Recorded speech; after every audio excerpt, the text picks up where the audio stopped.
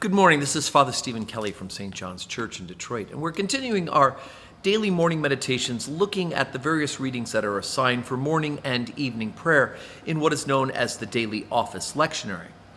This morning I thought we would take a look at the reading from St. Luke's Gospel, and I hope that you're enjoying reading the book of Maccabees and the stories that are in the book of Maccabees, because it shows both the insidiousness of these Greeks trying to force their religion upon the people of the Hebrews, and the tenacity of which the Maccabees were in keeping the faith and eventually propagating it and overthrowing the Greek influence. So I hope you're enjoying reading that in the Deuterocanonical books. But today's St. Luke's Gospel is an interesting story, and that is the healing of the demoniac. And we put our modern sense into this reading, it messes it all up. But I want you to listen to it with the ears of somebody living in the time of Jesus walking on the earth as a human being during his earthly ministry. And if you hear the story with those ears, it'll make a lot more sense. So I'm going to go ahead and read you a portion of it right here. And they arrived at the country of the Gadarenes, which is over against Galilee. And they went forth to land, where they met out of the city a certain man who had devils a long time, and wear no clothes, neither abode in any house, but in the tombs. And when he saw Jesus, he cried out and fell down before him, and with a loud voice said, "What have you to do with me, with thee, Jesus, thou Son of God Most High? I beseech thee, torment me not." For he had commanded the unclean spirit to come out of the man, for oftentimes it had caught him. And he was kept bound in chains and in fetters, and he brake the bands and was driven of the devil into the wilderness. And Jesus asked him, saying, "What is thy name?" And he said, "Legion," because many devils were entered into him. And they besought him that he would not command them to go out into the deep. And there was a herd of many swine feeding on the mountain. And they besought him that they would suffer them to enter them. And he suffered them. Then went the devils out of the man and entered into the swine. And the herd ran violently down a steep place into the lake and were choked.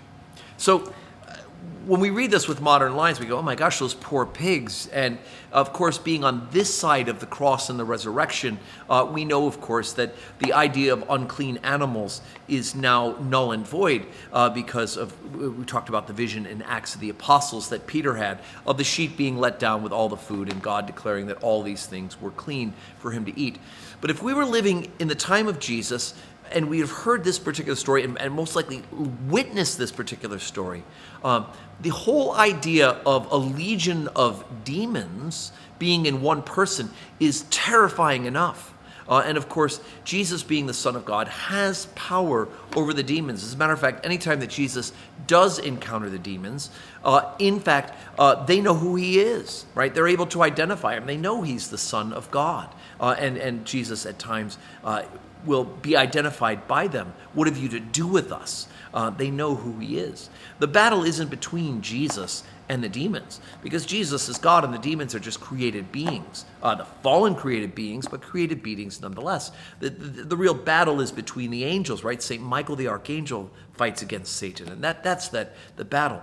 But Jesus Christ has command over this, and the idea of him sending them into the swine would have been heard very differently by those who were witnesses to it, because, first of all, the idea of swine being in that region is horrifying. Now, the Gadarenes are certainly outside of Israel proper, but still to have a herd of unclean animals is horrifying to the people of the Jews. And then on top of that, the idea that the demons would naturally, of course, go into something unclean, that makes perfect sense in Jesus' earthly time. And the reaction, of course, in the pigs themselves is to rush headlong into the deep and to die. This idea that the devils could somehow rest in another creature and get away with it is certainly foreign, alien to what, in course, Jesus Christ is doing. We are oftentimes blind to the influence of demonic things. The demons are real. Now, what I don't want you to do, of course, is to spend all your time looking for devils around every corner. I don't want us to be obsessed with that. But know that a part of our fallen condition and the reality of those demons, those angels that have chosen not to serve the living God, the reality is that those things exist and want to tempt you, to lead you away from the service and the worship and the love of the living God. And they will do anything they can. in order to accomplish it. They will lie, they will cheat, they will do everything to deceive you, including trying to convince you that sin is attractive, that it's okay to do things your way rather than God's way. It's all a part. And of course, with our fallen condition and the urges of our own fallen bodies and the sin that's involved with the original sin, we oftentimes don't need very much of a push or a nudge, do we, to fall into sin. We need to avoid such temptation. The good news is that by God's grace, we have already been a part of the victory that Jesus has accomplished on the cross for us. We are saved from our sins. These are the skirmishes, the max-up battles, the clean-up battles that are happening as we battle against the temptations of the world, the flesh, and yes, the devil. So, brothers and sisters, know that Jesus has power over all these things. Even so, we need to be aware and alert and prepared. And if we keep our minds focused on Jesus Christ and the worship of him, the temptation of the devil will have no power over us. I hope you have a wonderful Tuesday, and may God bless you.